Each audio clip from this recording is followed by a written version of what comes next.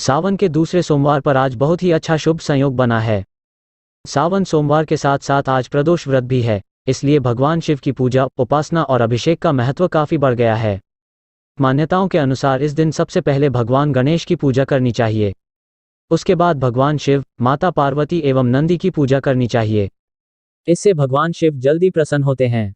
दूसरे सोमवारी पर आज जिले के विभिन्न मंदिरों में श्रद्धालुओं की भारी भीड़ उमड़ पड़ी। बरबीघा मैनहुस रोड स्थित बाबा पंचबदन एवं गिरिहिंडा पहाड़ स्थित बाबा कामेश्वर के मंदिर में जलाभिषेक के लिए हजारों के संख्या में भक्तों की लंबी लाइन लगी है। इसके अलावे भी विभिन्न मंदिरों में सुबह से भक्त जल चढ़ाने पहुंच रहे हैं। बोलबम एवं हर हर महादेव के नारे से पूजा इलाका गुंजायमान हो रहा है। इस दौरान भीड़ को नियंत्रित करने के लिए प्रशासन की ओर से पुलिस बलों की तैनाती की भी गई है।